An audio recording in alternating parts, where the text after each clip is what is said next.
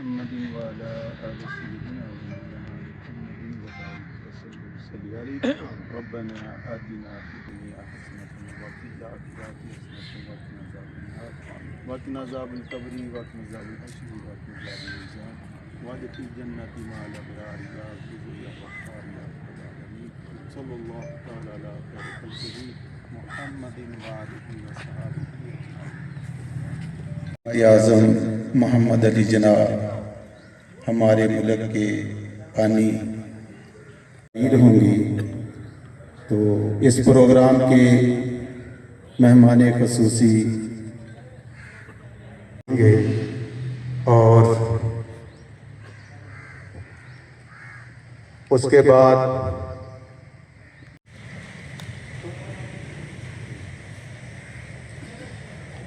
بسم اللہ الرحمن الرحیم.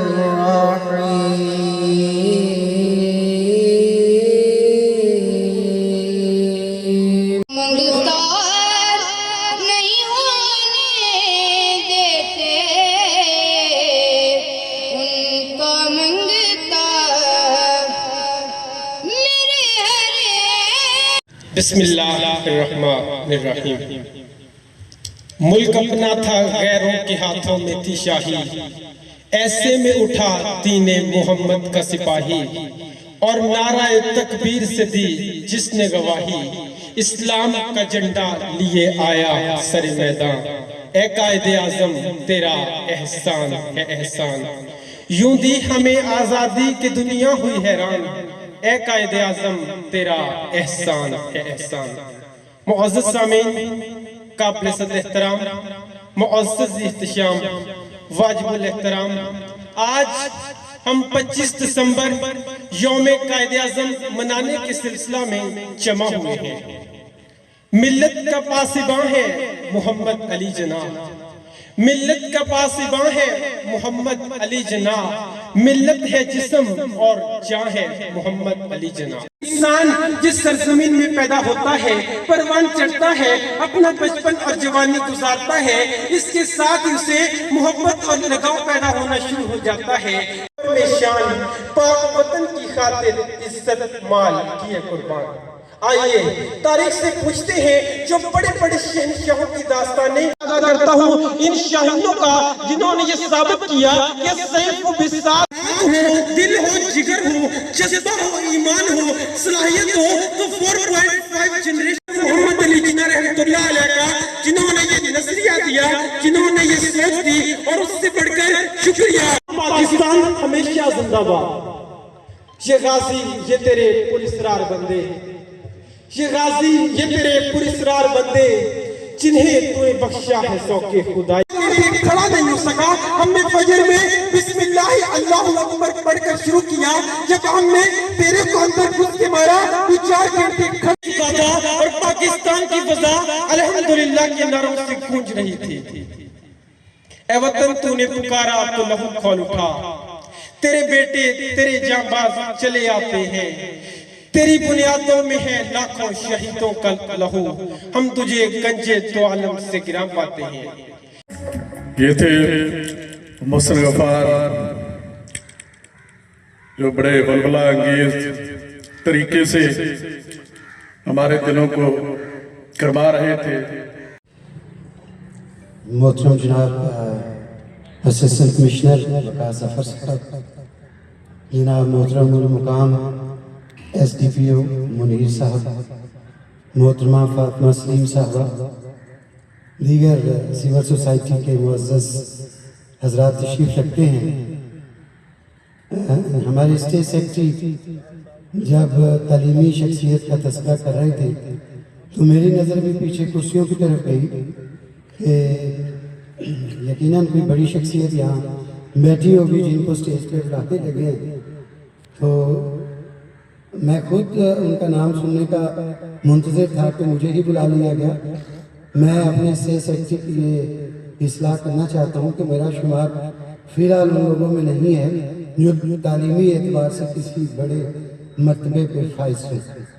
बहरहाल उनकी मोहब्बत है, मुझे यहाँ पे दावत दी है, मैं भी अपनी मिसाज के मुताबिक भी 2-4 जुमले आपके गोश गुजार करता हूँ।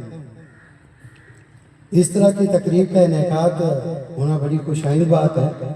अभी कुछ देर पहले जब हम यहाँ पे हाजिर हुए थे तो MK साहब और वो चौधरी सरवर साहब जो सहाफ़त से ताल्लुक़ रखते हैं वो खड़े हुए थे और तज़किरा कर रहे थे कि कायद-ए-आज़म के हवाले से ये यहाँ की पहली तकरीब है।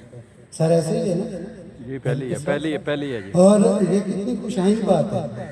इकबाल डे बेशक हमारे बहुत बड़े शायर हैं, कौमी शायर हैं, उनका तज़किरा हिंद और क्या ईरान और ये ताजिकिस्तान, उज़्बेकिस्तान, ये रूस से जो आज़ाद रियासतें वहाँ बड़ा होता है, पाकिस्तान में तो भी कम होता है। बल्कि उनके बारे में वो इंडिया के एक बड़े शायर गुजर गए हैं, अल्लाह उनको जन्नत में आला जगह दे। उनकी ख्वाहिश थी कि मेरा जब मौत का आखिरी वक्त हो तो मेरी मौत अल्लामा इकबाल के मज़ार पर आए। मुनव्वर राना जिनका एक बड़ा मशहूर शेर है कि किसी को घर मिला हिस्से में, किसी को दुकान आई, मैं घर में सबसे छोटा था, मेरे हिस्से में माँ आई। वो मुनव्वर राना जैसे शायर इनके मुतरफ हैं, लेकिन हम अपने बानी क्यों भूल जाते हैं। कायद-ए-आज़म की तकरीब साल में एक आध बार या इक्का दुक्का मौके पर मिलती है। कल भी ये हमारी जो पब्लिक लाइब्रेरी है यहाँ पे एक सी तकरीब थी तो मुझे भी वहाँ पे बुलाया गया, मैं हाजिर हुआ। मैंने कहा कि ये तो एक नखलिस्तान होता है ना कि बहुत एक आप ऐसे वीरान जगह पे हैं जहाँ पानी का कतरा तक दस्तयाब ना हो, वहाँ कायद-ए-आज़म के हवाले से कोई तकरीब हो जाए, ये यकीनन एक नखलिस्तान का दर्जा रखती है। कायद-ए-आज़म साहब के हवाले से एक पहलू जो बिल्कुल इनका छुपा हुआ है, कल भी मैंने बयान किया था, प्यारा साहब इजाज़त हो तो यहाँ भी अर्ज़ कर सकते। कायद-ए-आज़म मोहम्मद अली जिन्ना ये हमारे जो यहाँ की तहरीक के कुछ अरकान थे उनसे नाराज़ होकर आप सब जानते हैं कि ये बरतानिया चले गए, मायूस हुए वडेरा शाही से। यहाँ जो जिसके हाथ में जो चीज़ आए उसी का सिक्का राज हो जाता है, तो वापस चले गए। मोहम्मद अली यहाँ दो अल्लाह ताला ने उनको इज्जतें दे दी, एक मौलाना मोहम्मद अली जौहर और दूसरे मोहम्मद अली जिन्ना। मोहम्मद अली जौहर भी ये तशरीफ ले गए मदीना मुनव्वरा, वहाँ पर कहते हैं मैं इबादत रियासत के बाद वो गलबा हुआ, कहते इसी असना में हजूर कायनात हज़रत मोहम्मद मुस्तफ़ा सल्लल्लाहु अलैहि वसल्लम कार में तशरीफ लाए और मुझे सलाम कहा और फरमाया कि अभी जाओ बरतानिया और मोहम्मद अली जिन्ना को ये मेरा पैगाम दो कि वो जिस तहरीक का हिस्सा थे उसको आगे बढ़ाएं, मैं और अल्लाह उसके साथ हैं। कहते मेरी फौरन आँख खुल गई, आन बान में मैंने तैयारी पकड़ी, बरतानिया जा पहुंचा जहाँ पर मोहम्मद अली जिन्ना साहब तशरीफ रखते थे। दरवाज़ा नॉक किया, कुछ देर के बाद दरवाज़ा खुला तो मौलाना मोहम्मद अली जिन्ना साहब, मौलाना जौहर है, जिन्ना साहब बाहर तशरीफ लाए, मुझे देखते ही दरवाज़ा बंद कर दिया, फिर वापस आए तो फिर आ गए। कहते मैंने कुछ देर तवक्कुफ किया, फिर दरवाज़ा नॉक किया, उन्होंने समझा होगा कोई और होगा, फिर बाहर तशरीफ लाए, मुझे देखा, फिर वापस चले गए, दरवाज़ा बंद कर दिया। मैं फिर इंतज़ार में रहा, कुछ देर के बाद फिर दरवाज़ा जो ही खुला, تو میں نے موقع کو غنیمت جانتے ہوئے کہا کہ جناب علی صاحب میں آیا نہیں گیا، مجھے بھیجا گیا ہے۔ تو یہ سن کے وہ تھوڑا سا چونکے، کہا کس نے بھیجا ہے؟ میں نے کہا یہ بات دروازے پہ کھڑے ہو کر نہیں بتائی جا سکتی۔ مجھے اندر آنے کو کہا، مجھے بٹھایا، خود وہ صحن میں وہ نیچے فرش پہ بیٹھ کے پوچھا بتاؤ کس نے بھیجا ہے؟ تو وہ واقعہ جو مسجد نبی میں بیٹھے نبی علیہ السلام خواہ میں تشریف لائے اور یہ پیغام دیا، یہ جب بتایا تو خود محمد علی جناح صاحب کی آنکھیں نم ہو گئی کہ میرا انتخاب کیا گیا، مجھے پیغام بھیجا گیا بغیر کوئی یوزر پیش کیے۔ مولانا محمد علی صاحب محمد، بلکہ میں تو کہتا ہوں یہ مولانا کے زمرے میں صرف داڑھی نہیں تھی نا، اور کون سا ایسا کام ہے جو اسلام کے مطابق نہیں تھا محمد علی جناح صاحب رحمۃ اللہ علیہ کا۔ تو فوراً تشریف لائے، اور یہ واقعہ جو ہے یہ ہمارے ایک استاد صاحب نے بتایا۔ پھر میں نے اسے باقاعدہ تحقیق کی کہ ایک بہت بڑی بات ہے، کائنات کے امام حضرت محمد صلی اللہ علیہ وسلم کا جس میں تذکرہ ہے کہ اس کو ایسے ہی قبول کر لیا جائے؟ تو باقاعدہ تحقیق کے بعد مولانا عثمانی صاحب، علامہ شبیر عثمانی صاحب نے بھی اس بات کی تائید کی کہ یہ واقعہ خود مجھے قائد اعظم نے بتایا تھا کہ اور وعدہ دیا تھا کہ میری زندگی میں جب تک میں دنیا میں ہوں یہ کسی کو بتانا نہیں ہے۔ انہوں نے بھی اس بات کی تائید کی۔ اگر یہ واقعہ من و عن ہے اور سچا ہے، اور دلائل بھی کہتے ہیں کہ یہ سچا ہے، تو پھر ایک حوصلہ ملتا ہے، ایک سہارا ملتا ہے کہ قائد اعظم کی وہ کوشش وہ رائے گا نہیں ہے۔ انشاءاللہ یہ ملک رہتی دنیا تک قائم رہنا ہے، کیونکہ دنیا میں میں شکر گزار ہوں ڈی ایس پی صاحب، ہماری سول سوسائٹی انجمن تاجران اور تمام ہیڈ آف ڈپارٹمنٹ ادھر موجود ہیں۔ آپ کا شکریہ، آپ آئے، اور جتنے الفاظ آپ نے میرے لیے کہے اسٹیج سیکرٹری صاحب، یہ میرے کوئی شایان شان نہیں تھے، نہ ہی میں کچھ اس طرح کا میں نے کوئی کام کیا۔ بہرحال جیسا کہ سب نے تقاریر میں ہمارے جو بانی پاکستان کے بارے میں کچھ باتیں کی، ایک تو یہ تھا کہ انہوں نے ایک عظیم مقصد، ایک سفر کا آغاز کیا، اور ایک خوبصورت ملک کی شکل میں ہمیں ایک خطہ پاکستان اللہ تعالیٰ نے دیا۔ لیکن صرف یہ کافی نہیں تھا، یہ ان کا پرپز نہیں تھا کہ آپ کو ایک آزاد ملک مل جائے۔ ملک تو دنیا میں 200 کے قریب ہیں، لیکن آپ نے یہ دیکھنا ہے کہ میں اس سے آگے بڑھ کے بات کرتا ہوں۔ بچے نے بڑی اچھی تقریر کی، اور میرے خیال میں اس نے ہماری ساری جذباتیات، اور شاکر صاحب نے ہمارے سارے جو خیالات تھے ان کا اظہار کر دیا۔ میں چاہتا ہوں کہ اس سے ہم نے اب آگے بھی چلنا ہے۔ ہم نے اپنا ایک خود احتسابی کے عمل کو ذہن میں رکھ کے یہ سوچنا ہے کہ پاکستان جب بنا اس سے لے کے اور آج کے دن تک ہم نے کیا کیا، کیا پایا، کیا کھویا۔ ہمارا سفر جو چلا تھا وہ اب کس جگہ تک پہنچا ہے، اور ہم نے آگے کیا کرنا ہے۔ آپ بلیو کریں کہ ایک چھوٹا سا خطہ آپ کو کوئی ایک ترقی کا ضامن نہیں ہو سکتا جب تک کہ آپ میں سے ہر طبقہ فکر کا بندہ اپنے طور پہ اس کی کوشش نہیں کرتا۔ دیکھیں وہ قومیں تباہ ہو جاتی ہیں۔ جہاں پر ہم نے ایک ملک حاصل کیا تو ہم نے ایک چھوٹا سا خطہ کھویا بھی، اور ہم نے، آپ کیا سمجھتے ہیں کہ وہ ہم نے کیسے کھو دیا؟ وہ ہم نے اسی وجہ سے کھویا کہ جب ہم نے انصاف نہیں کیا، اپنے ساتھ نہیں کیا، اپنے ملک کے ساتھ نہیں کیا، اپنے اداروں کے ساتھ نہیں کیا، تو پھر ہم نے وہ ایک سانحہ بھی دیکھا۔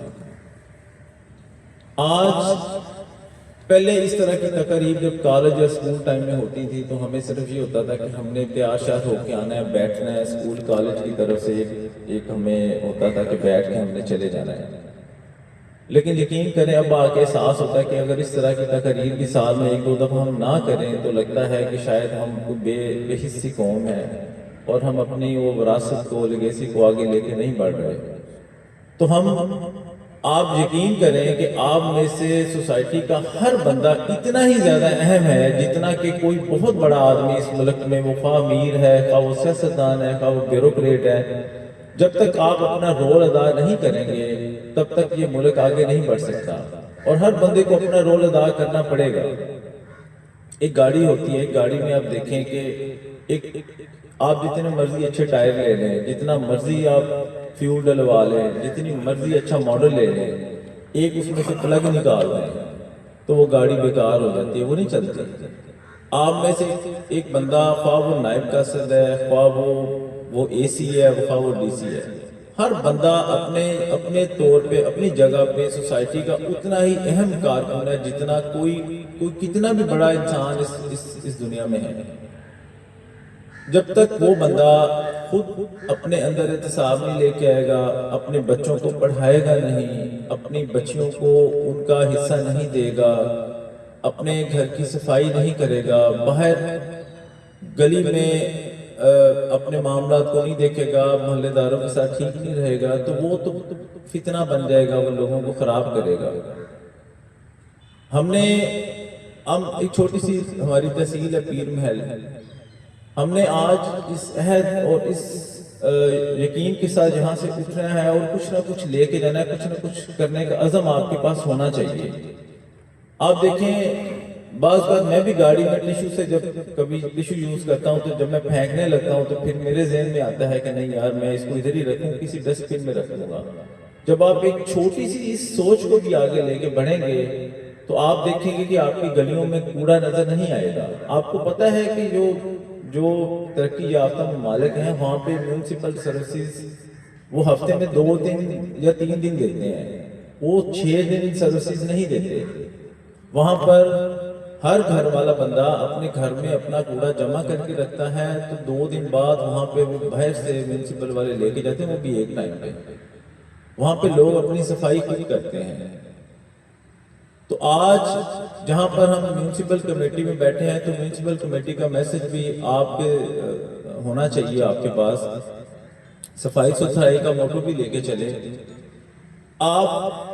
ہم سمجھتے ہیں کہ شاید یہ کوئی بانی پاکستان کے یوم پیدائش کے حوالے سے کوئی اہم پیغام نہیں ہو سکتا، لیکن آپ دیکھیں کہ ہمارا جو اسلام کہتا ہے کہ صفائی نصف ایمان ہے، تو آدھا ایمان تو آپ کا ویسی صفائی ہے، وہ خواہ آپ کے جسم کی ہے، آپ کی روح کی ہے، آپ کے محلے کی ہے، آپ کے گھر کی ہے۔ آج آپ یہاں سے ایک چھوٹا سا عزم لے کے نکلیں گے کہ ہم نے اپنے گھر کو، اپنے شہر کو صاف ستھرا بنانا ہے۔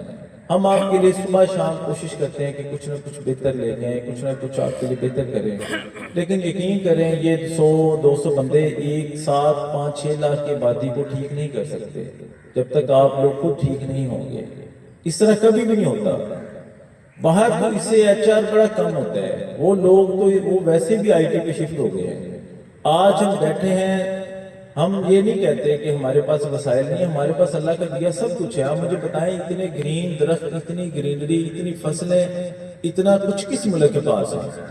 یہی گورا جو اس پہ حکومت کر کے گیا وہ اس کو سونے کی چڑیا کہتا تھا۔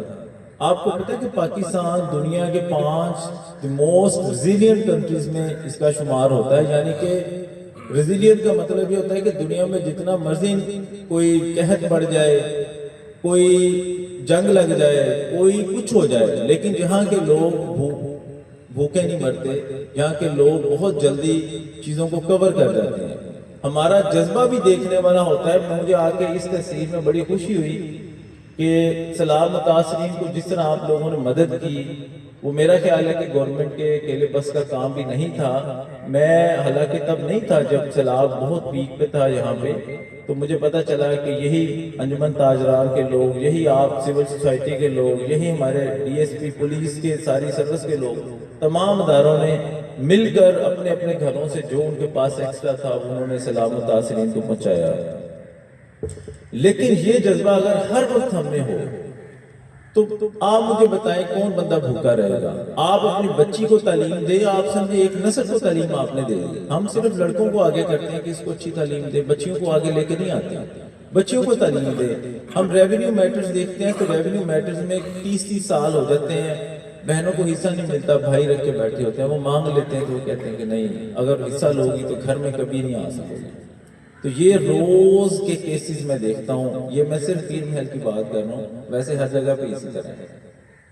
تو آج ایک چھوٹا سا عزم لے کے نکلیں کہ ہم نے ایک دوسرے کے ساتھ ایک بڑے اچھے طریقے سے چلنا ہے.